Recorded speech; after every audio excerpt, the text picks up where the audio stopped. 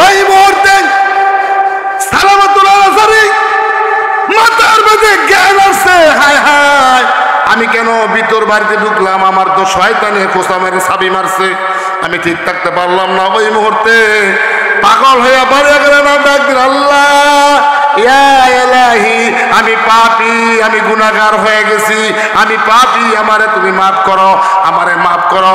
এই কথা বলে সালামাতুল্লাহ আনসারী বাড়ি ছেড়ে কাঁদতে কাঁদতে চোখের পানিগুলি ঝরঝর করে ছেড়ে পাহাড়ের দিকে চলে গেলেন।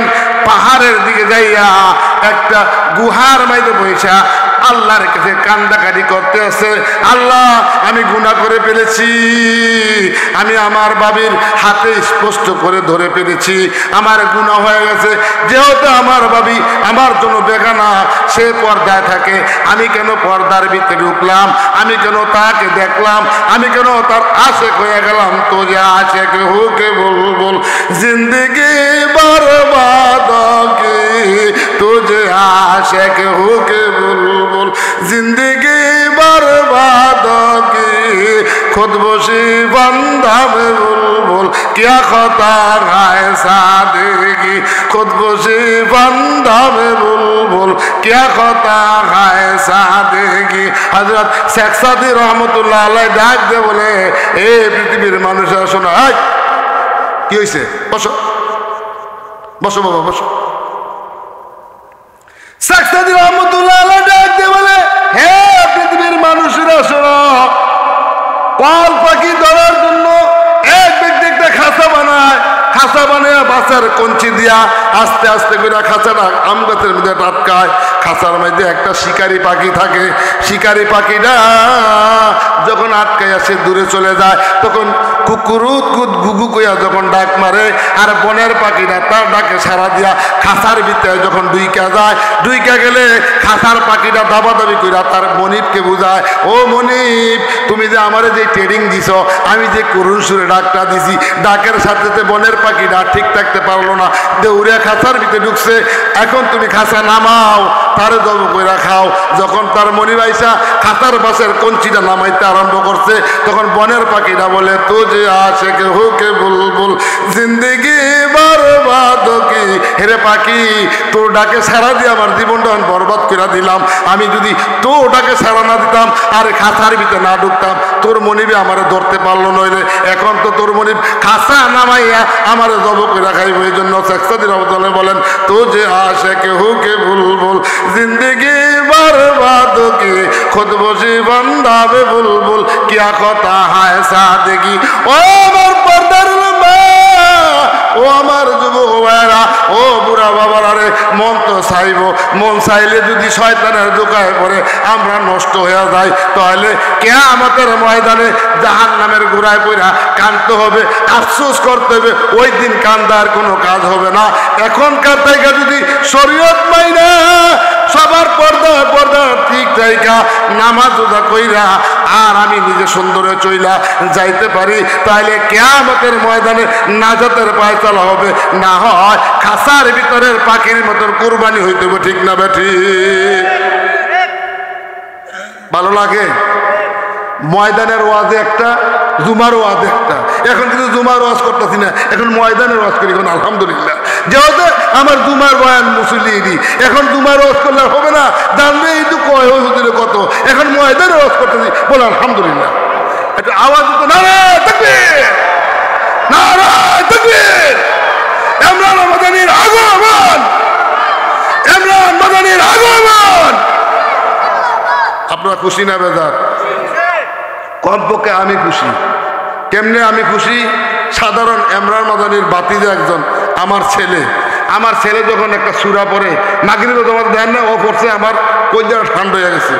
একটা কেরাত বলে, একটু বয়ান করে, একটা ইউটিউবে তার মাহফিল ভাই, তখন আমার খুব আনন্দ লাগে। আমার কি লাগে? আনন্দ লাগে। এমন আনন্দ আজকাল ওনার বাবার লাগতো যদি থাকতো। বলে না হাফেজ দেওয়ার সাহেব যদি থাকতো এমন আনন্দ ওনার বাবার লাগতো যে আমার পোলা আলহামদুলিল্লাহ মেলা জমাইছে মানুষের শোনাইবার জন্য, আল্লাহর সন্তুষ্টের জন্য, ঠিক না বে ঠিক? হ্যাঁ, সেই আনন্দটা ওনার বাবার লাগতো। কিন্তু আমি মনে করি ওনার বাবা যেতে নাই, ওনার চাচা জ্যাঠা ভাই বেড়াদার বন্ধু বান্ধব সবার মনে এই আনন্দ থাকার দরকার, আর দোয়া করা দরকার যে আল্লাহ এমরান মাদানির পরে আমাদের বংশের মধ্যে এমন আরেকটা ছেলে দিয়ে দাও, ঠিক না বেটি? এমন আরেকটা ছেলে দিয়ে দাও, এমন আরো কতগুলো সন্তান দিয়ে দাও যাতে আমাদের স্তর বাই স্তর ধরে রাখতে পারে। আচ্ছা, আমার ওয়াজ ভালো লাগতেছে ইনশাল্লাহ, সামনে পারবো ইনশাল্লাহ, পারবো তো ইনশাল্লাহ, বেশি সময় নিব না। অনেক বিজ্ঞ বড় বড় আলেম হিসাবে হয়েছে, কিন্তু আসলে আমি এটা ইমাম হিসাবে পাইছি আর কি। না হয় এই মাহফিলে গণাতে থাকার কথা না, যেহেতু ঢাকা থেকে যে বক্তারা আসছে এদের সময় দিয়ে কষ্ট করবে, তা আমি আমার দিকে আপনি চলি, ঠিক আছে? এটা বলি লা ইলাহা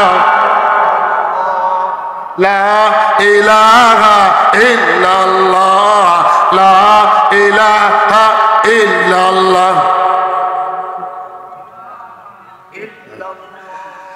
ওই মুহূর্তে সালাবাতুল আলাইহি লক্ষ্য করেন বাবা।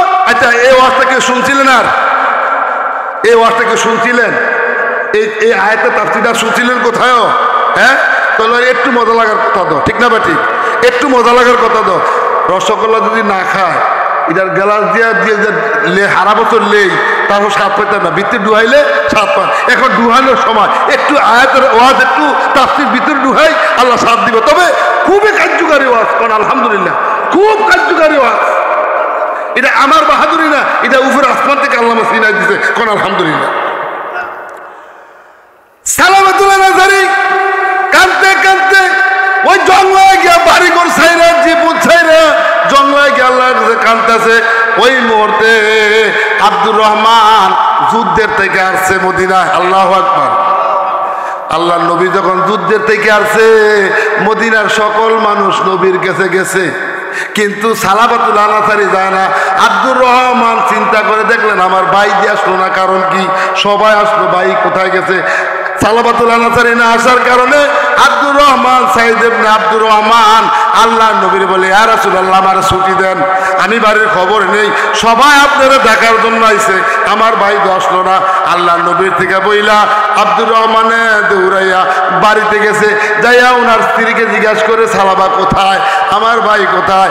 স্ত্রী ডাকতে বলে, স্বামী গো, ও আমার প্রাণের স্বামী, আমার কলিজার টুকরা, আপনার ভাই আমার জীবনে দেখে না, কিন্তু আপনি যুদ্ধে যাওয়ার পর সে ঘটনাকর্মে ফট করে ঘরের ভিতরে ঢুইকা গেছে, ঢুইকা আমার দেখা তার হুঁশ নাই, এত সুন্দর মহিষী সুন্দর নারী দেখা তার হুঁশ নাই, আমার হাতের মধ্যে স্পষ্ট করছে।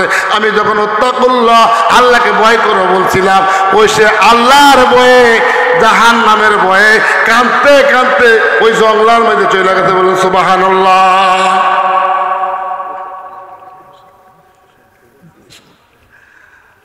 আমি এই জায়গাতে রাখা দিই, যেহেতু আপনি কি সামনে না শ্রোতারা আবদার করতেছে, আমার টেয়া দিও তো হইতেন না,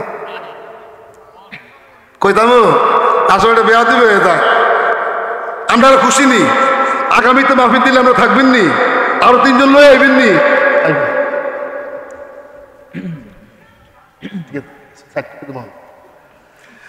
ওই মুহূর্তে আব্দুর রহমান দৌড়ে জঙ্গলার দিকে গেলেন।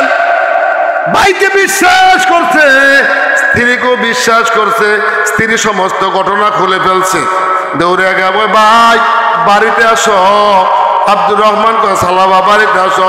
সালাবা ডাক দিয়া কয়, ভাই আমার হাতে দড়ি দিয়া রশি দিয়া বান্ধ, পায়ের মেঝে বান্ধ আমার শেষাইয়া শেষাইয়া নাও, মানুষে বুঝুক আমি কেন অন্যায়টা করলাম। আল্লাহু আকবার। আব্দুর রহমানের কথা আছে না, তার একটা মেয়ে ছিল খামসানা, খামসানা যাইয়া তার বাবাকে টাইনে চেঁচাইয়া যখন আনলেন, আনার পর সালাবাতুল আনসারী ডাক দিয়ে বলে, ও ভাই আগে চলো ওমরের দরবারে যাই। ওমরের দরবারে গেলেন, যাইয়া বলে, ওমর আমি একটা অন্যায় করে ফেলেছি, আমার বাবির সামনে আমি পর্দার আড়াল থেকে যাইয়া আমি তার সাথে দেখা করে ফেলছি, পর্দার খেলাপ হয়ে গেছে, আমাদের পর্দা আসেনি এখন। হ্যাঁ, পর্দা করতে হবে, পর্দা করতে হবে, মেয়েদেরকে পর্দায় রাখতে হবে, স্ত্রীকে পর্দায় রাখতে হবে, ছেলের বউকে পর্দায় রাখতে হবে। ছেলের বউরে দিয়া ছোট ফুলার দিয়ে মার্কেট করাইলে হইব না। আল্লাহকে যখন বিক্রি করার জন্য নিছে আর সবাই টাকা পয়সা লইয়া বিবি জলেখায় বিভিন্ন টাকার ভান্ডার লইয়া কিনতে গেছে। জলেখা অর্ডার দিছে যে যত মূলায় তারতে বেশি আমি, যে যত মূলায় তারতে বেশি আমি। ওই সময় ওই বলে একজন বুড়িমা 10 টাকা সুতার কাজ সারাদিন করতে 10 টাকা লইয়া ইসুফকে কিনতে গেছে। ওই মুহূর্তে ছেলেরা জিজ্ঞাসা করে বুড়িমা কত টাকা হলা ফিরা যাইতেছে, ইসুফকে কিনতে পারে না, আর তুমি 10 টাকা লই ইসুফকে কিনতে আইছো। বুড়ি ডাক দেখো, বাবা আমি জানি ইসুফ আল্লাহ তাআলার মনোনীত একটা মানুষ, বলে সুবহানাল্লাহ। আল্লাহ যদি কিয়ামতের ময়দানে জিজ্ঞাসা করে কারা কারা ইসুফকে কিনবার জন্য আইছিলা, কে কে ফার্তি হইছ, আমি আল্লাহ তাদেরকে মাফ করে দিলাম।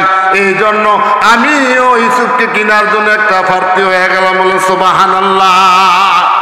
আমার মনে হয় আমার মন সাক্ষী দেয় এই মাহফিলটা আমাদের জন্য একটা নাজাতের ফয়সালা হয়ে যেতে পারে।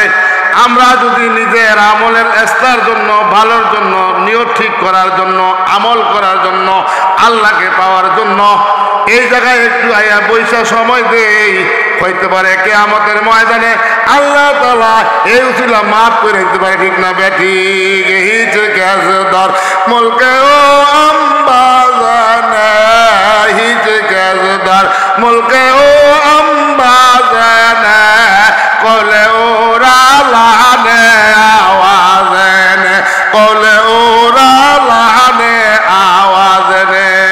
আয়ে কেরা আল্লাহ বরসর মিকুশাত, আয়ে কেরা আল্লাহ বরসর মিকুশাত, দিগারেরা তাজ বরসর মিনিয়াত, উস্তে সুলতান সে গাত আকুনাত, উস্তে সুলতান সে গাত আকুনাত, আলেমেরা দর্দ বেওয়ির কারগুনাত। সুবহানাল্লাহ। একটু আমার সাথে দয়া করে একটু আওয়াজ দিয়েন, আমি নারে তাকবীর বলবো, আমরা আল্লাহু আকবার বলবেন। যদি আপনারা আলহামদুলিল্লাহ যথেষ্ট লোক আছেন, একটা মুসলমান সিংহের মতন একটা গর্জন দিলে 1000 বিজাতি জড়ায়, ঠিক না ঠিক? তাহলে আমরা মুসলমান হিসেবে একটা গর্জন দেই, মানুষে ভাববে না মাহফিল তো ইনশাল্লাহ কামিয়াবি, অনেক লোক আছে। আর আমরা যদি থাইকেও আওয়াজ না দেই, আমি স্কুলেও গেলাম গায়রে হাজির হইলাম, লাভ হইব? আমি স্কুলেও গেলাম গায়রে হাজির, অর্থাৎ যেসব টিচারে নাম ডাকছে চুপ করে দিলে গায়রে হাজির নাই, তাহলে এই দেওয়ার কোনো দাম নাই। আর সিও যেতে একটা গর্জন, একটা হুঙ্কার মারি, মানুষের বুঝো যে না মুসলমান এখানে ইমান নিয়ে বলতে বলেন, নারে তাকবীর, নারে তাকবীর, দিন ইসলাম, দিন ইসলাম। আল্লাহ কবুল করে বলা আমিন। আল্লাহ রাব্বুল আলামিন বলেন, قل يا عبادي الذين أسرفوا على أنفسهم لا تقنطوا من رحمة الله، لا تقنطوا من رحمة الله، إن الله يغفر الذنوب جميعا، إنه هو الغفور الرحيم।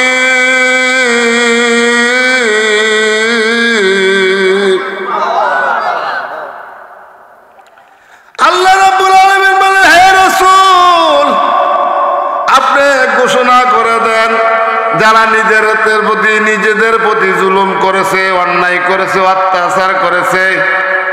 আজকে মাহফিল আত্মশুদ্ধির মাহফিল, নিজে সংশোধন হওয়ার মাহফিল, নিজের ভুলগুলি নিজে তালাশ করে দইরা নিজে বালা হওয়ার মাহফিল, ঠিক না ঠিক?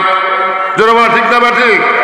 আল্লাহ তাআলা এই আয়াতের মধ্যে এই কথা বলছে, হে রাসূল আপনি বলে দেন আমার বান্দারা অন্যায় করছে, অপরাধ করেছে, জুলুম করেছে, তার নফসের প্রতি অত্যাচার করেছে, লা তাকনাতু মির রাহমাতিল্লাহ,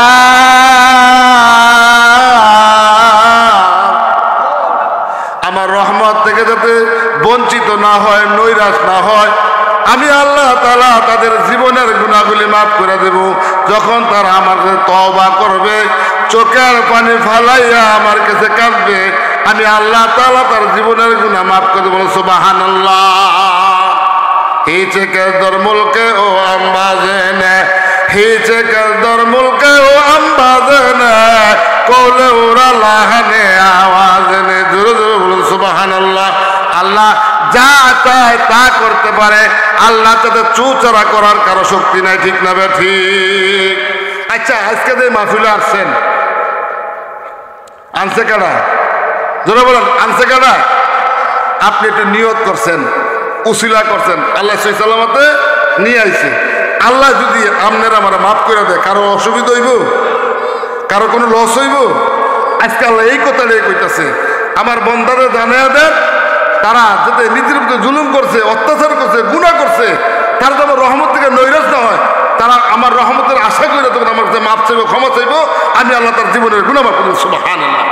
আর একটা মানুষ ওয়াজে আসা, ওয়াজ দেওয়া জীবনের গুনাহ মাফের জন্য, অন্য কোনো উদ্দেশ্য না, ঠিক না ব্যাঠিক?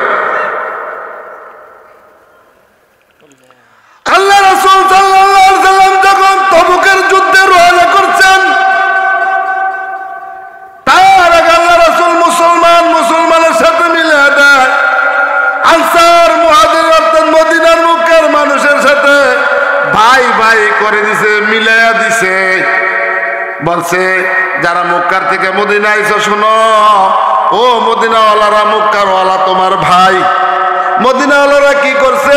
যার দুইটা বাড়ি ছিল একটা বাড়ি দিয়ে দিছে, যার দুইটা সম্পদ ছিল একটা সম্পদ দিয়ে দিছে, যার দুইটা স্ত্রী ছিল তার একটা স্ত্রী দিয়ে দিছে। আমার ভাই, তার প্রয়োজন কোথায় পাবে?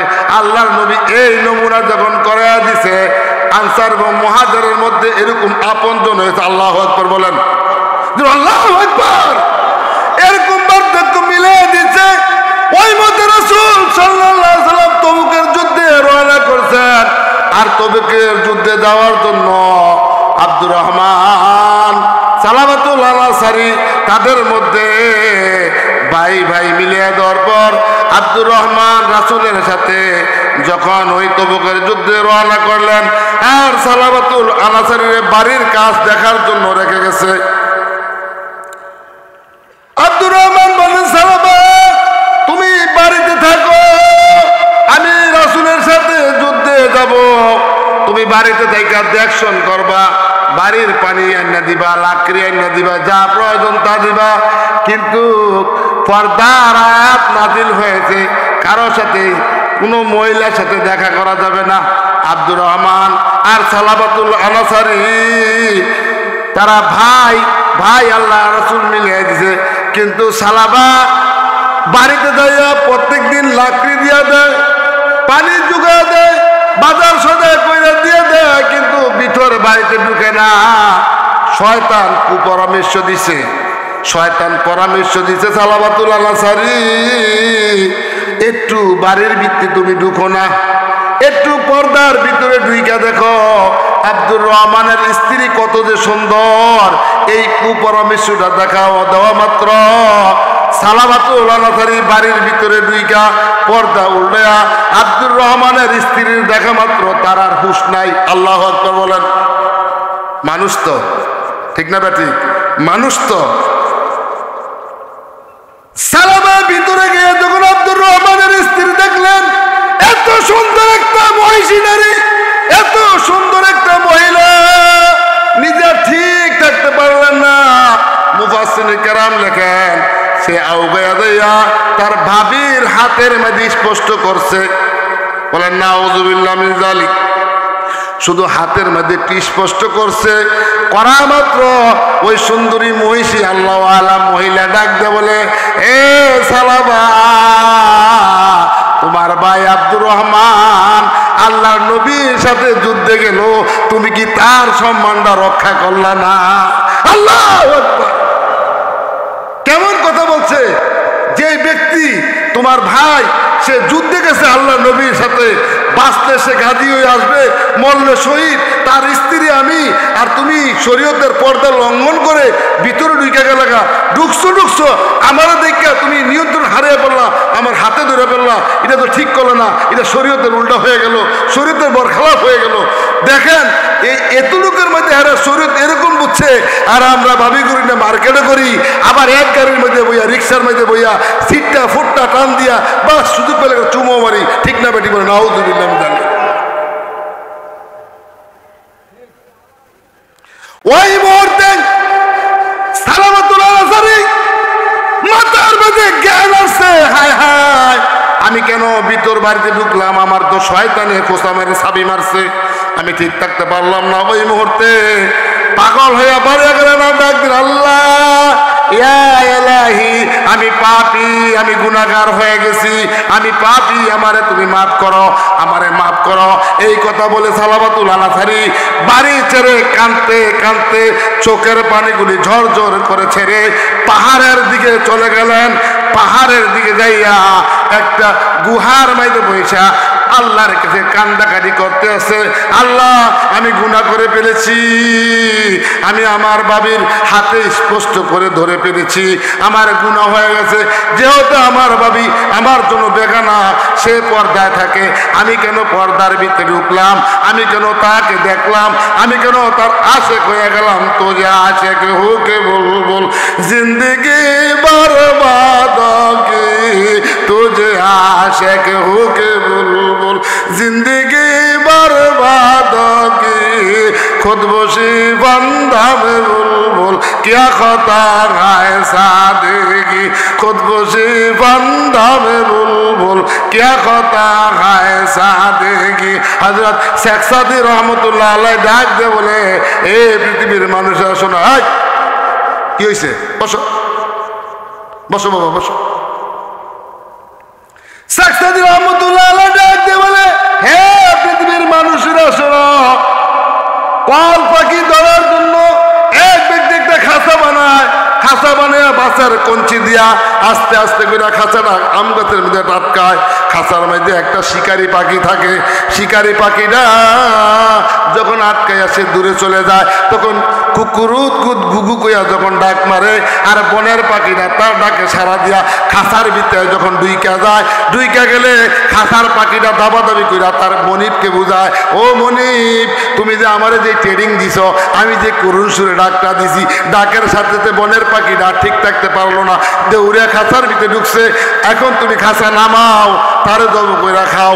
যখন তার মনিব আইসা খাঁচার বাসের কঞ্চিটা নামাইতে আরম্ভ করছে, তখন বনের পাখিটা বলে, তো যে আশেক হোকে বুলবুল জিন্দগি বরবাদ কি, হেরে পাখি তোর ডাকে সারা দিয়ে আমার জীবনটা বরবাদ করে দিলাম, আমি যদি তোর ডাকে সারা না দিতাম আর খাঁচার ভিতরে না ঢুকতাম, তোর মনিবে আমারে ধরতে পারলো নইলে, এখন তো তোর মনিব খাঁচা নামাইয়া আমারে জব করে খাইব। এই জন্য শেখ সাদি রহমতুল্লাহ বলেন, তো যে আশেক হোকে বুলবুল जिंदगी बर्बाद की, खुद बशी बंदा में बुलबुल क्या कहता है सादगी।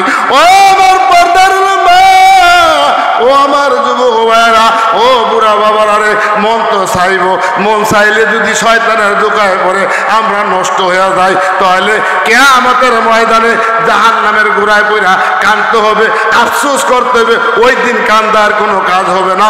এখনকার থেকে যদি শরীয়ত মাইনা সবার পর্দা পর্দা ঠিক জায়গা নামাজ রোজা কইরা আর আমি নিজে সুন্দরে চইলা যাইতে পারি, তাহলে কিয়ামতের ময়দানে নাজাতের ফয়সালা হবে, না হয় খাসার ভিতরের পাখির মতন কুরবানি হইতে হবে, ঠিক না বেঠি? ভালো লাগে ময়দানের ওয়াজে একটা, জুমার ওয়াজ একটা, এখন কিন্তু জুমার ওয়াজ করতেছি না, এখন ময়দানের ওয়াজ করি। এখন আলহামদুলিল্লাহ, যেহেতু আমার জুমার বয়ান মুসলিম, এখন জুমার ওয়াজ করলে হবে না, জানবে এই তো কয় হুজুরে কত, এখন ময়দানের ওয়াজ করতেছি, বলে আলহামদুলিল্লাহ। একটা আওয়াজ তো নারায়ে তাকবীর, নারায়ে তাকবীর, ইমরান মাদানির আগমন, ইমরান মাদানির আগমন। আপনারা খুশি না বেজার? কমপক্ষে আমি খুশি। কেমনে আমি খুশি? সাধারণ ইমরান মাদানির বাতিজা একজন আমার ছেলে যখন একটা সূরা পড়ে, মাগরিবে তোমার দেন না, ও পড়ছে, আমার কলিজা ঠান্ডা হয়ে গেছে। একটা কেরাত বলে, একটু বয়ান করে, একটা ইউটিউবে তার মাহফিল ভাই, তখন আমার খুব আনন্দ লাগে। আমার কি লাগে? আনন্দ লাগে।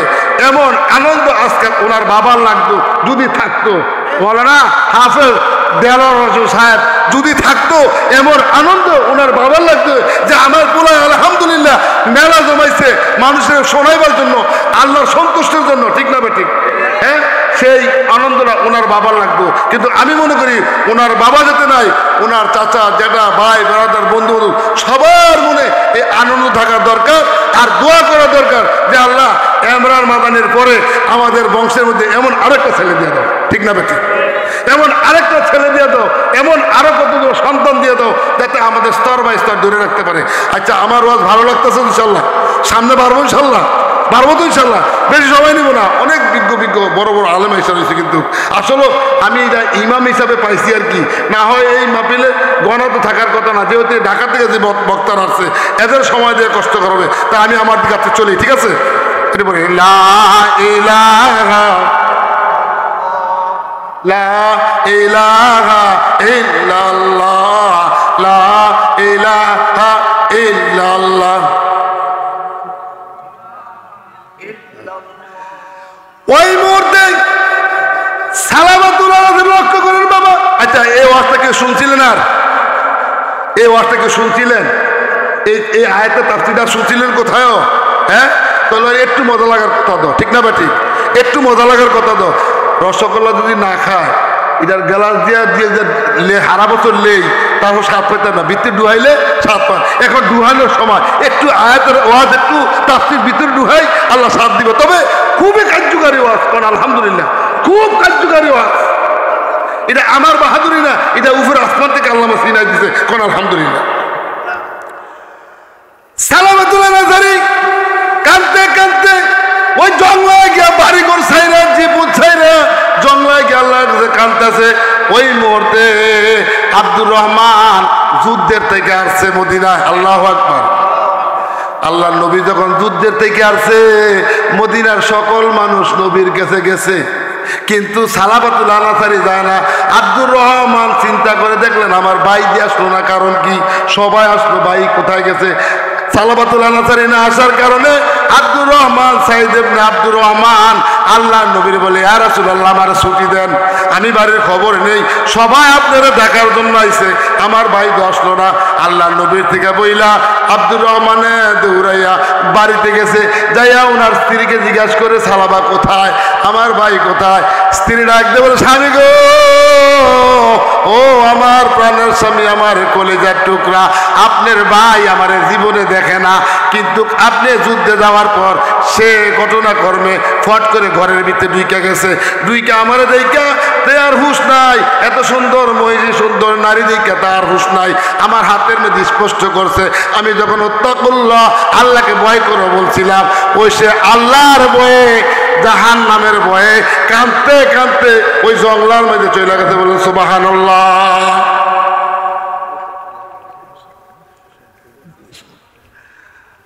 আমি এই জায়গাতে রাখা দিই, যেহেতু আপনি কি সামনে না শ্রোতার আবদার করতেছে, আমার টেয়া দিও তো হইতেন না, কইতাম আসলে বেয়া দিবে, এটা আমরা খুশি নি। আগামীতে মাহফিল দিলে আমরা থাকবেন নি, আরো তিনজন লয়ে আইবেন নি।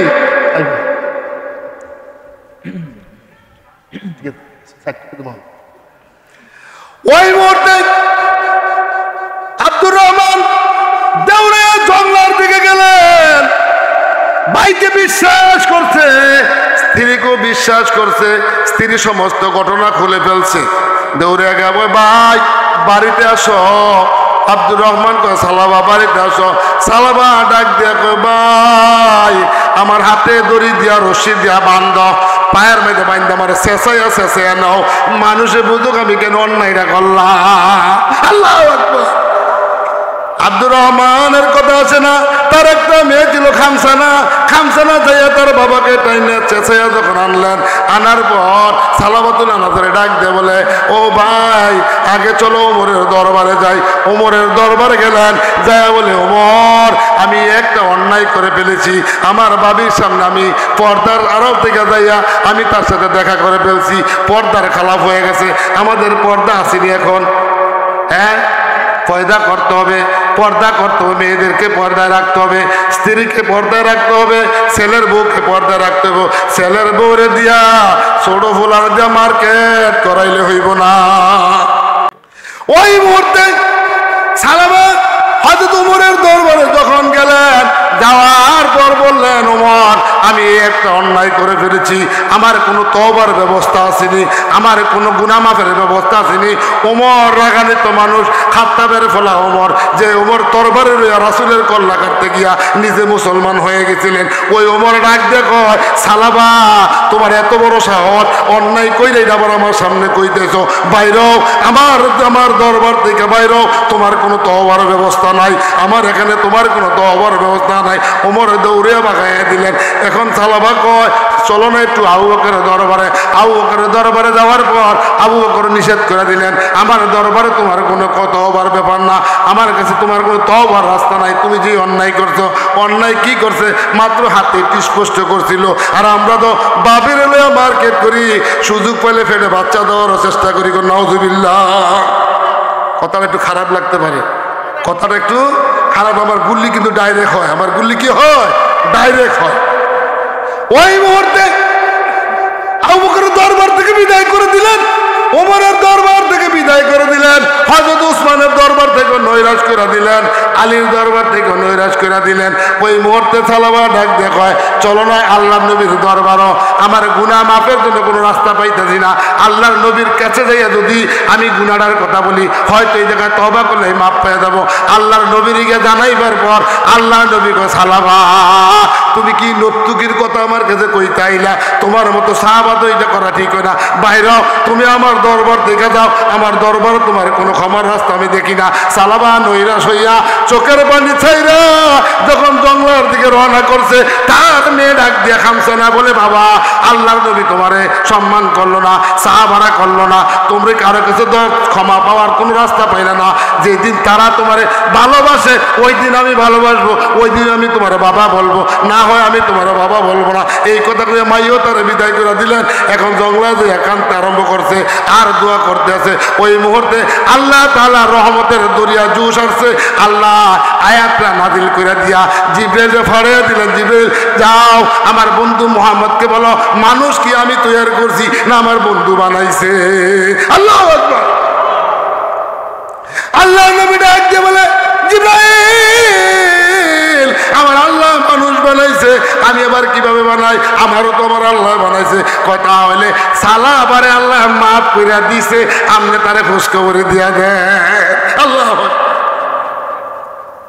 নারে তাকবীর, নারে তাকবীর। ওই মুহূর্তে সালামের খোঁজখবর দেওয়ার জন্য আল্লাহ নবী ডাক দেন, কে দেব সালামাকে খোঁজখবরি দেওয়ার জন্য? দাঁড়িয়ে গেছে হযরত ওমর, হযরত আলী, হযরত সালমান ফার্সি, তারা আমরা খোঁজখবরি দেবো। তারা তারে ক্ষমা দিয়ে আল্লাহ করে দিছে। ভালো লাগতেছে তো? তা আমার দিকে একটু তাকান, আমরা এদিক সেদিক তাকাইন না, একটু আমার দিকে তাকালে আমি মনে করবো কথাটা আকর্ষণ হইতেছে। ওই মুহূর্তে দৌড়ে দৌড়ার ভিতরে গিয়া সালাবার কোনো আওয়াজ পায় না। রাত্র গভীর যখন হয়েছে, লক্ষ্য করে দেখলেন একটা গুহার ভিতরে সালাবা কান্দে আর কান্দে আর মাপ চাইতেছে। ওই মুহূর্তে রাসূলের সাহাবারা দৌড়ে গিয়ে বলতেছে, আল্লাহ তোমারে মাফ করে দিছে। এখন সালাবা ডাক দিয়ে কয়, আমার নবীকে কোন হালাতে রেখেছ? বলে সুবহানাল্লাহ। ওই সাহাবারা ডাক দিয়ে কয়, তুমি যেরকম আল্লাহ নবীকে ভালোবাসো ওই হালাতে রাইকাছি।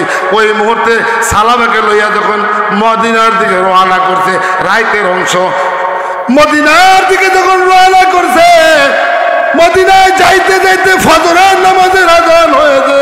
হযরত বেলাল ফজরের নামাজের আজান দিতে আছে। ওই মুহূর্তে তারা মদিনার সামনে নবীর সামনে গিয়ে উপস্থিত হয়েছে। ফজরের নামাজে শুরু হয়ে গেছে।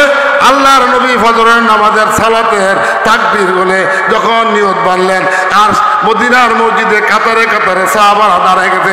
শেষ কাতারে সালাবাতুল আনাসারি দাঁড়াইলেন, ওই সাহাবারা দাঁড়াইছেন। যখন আল্লাহর নবী বললেন সূরা ফাতিহা শেষ করে, যখন বললেন আল্লাহু মুত্তাকা সুরহাত্তা জুরতুমুল মাকাবির, আল্লাহু আকবার।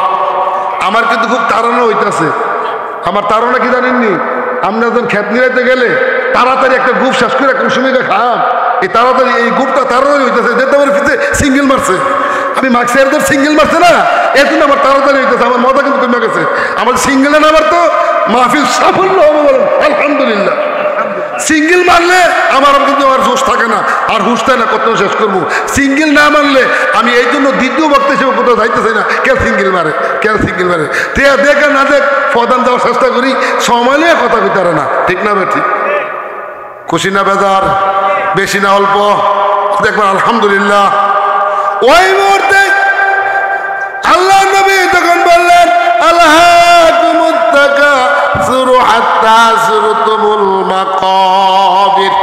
সালাবা পিছনের সারির থেকে তারা এমন জোরে একটা চিৎকার মারছে, আল্লাহু আকবার, চিৎকার মেরে জমিনে পড়ে গেলেন।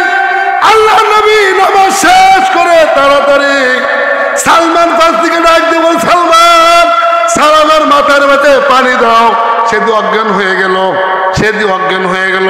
সালমান ফার্সি সালাবাকে দইরা কয় ইয়া রাসূলুল্লাহ, সালাবাতুল আনসারী ডেড বডি হয়ে গেছে, মারা গেছে। ইন্না লিল্লাহি ওয়া ইন্না ইলাইহি রাজিউন। ওই মুহূর্তে আল্লাহ নবী বলে তোমরা সবাই রেডি হয়ে যাও, সালাবাতুল আনসারী দাফন কাফন করতে হবে, তারে গোসল দাও। ওই মুহূর্তে গোসল দিয়া যখন তারে জানাজায় দাঁড়াইলেন, আল্লাহু আকবার, জানাজার মধ্যে জানাজা শেষ করে কবরের দিকে যখন নিতে আসে, আল্লাহর নবী দুইটা পাও জমিনে রাইকে হাঁটতে পারতেছে না, বুইরা আঙুল দিয়া উকে উকে হাঁটতে আছে। সাহাবারা কয় ইয়া রাসূলুল্লাহ, এত কষ্ট করে কেন আপনি হাঁটতে আছেন? আল্লাহর নবী কয় সাহাবারা, সালাবাতুল আনসারীর জানাজার মধ্যে এত ফেরেশতা আইছে, আমি জমিনে পাও রাখার জায়গা পাইতাছি না। নারায়ে তাকবীর, দিন ইসলাম, ওমা আলাইনা ইল্লাল বালাগ। আমি মজার একটু জায়গা রাইখা দিলাম, আল্লাহ তৌফিক দিলে আবারও বলবো। আমার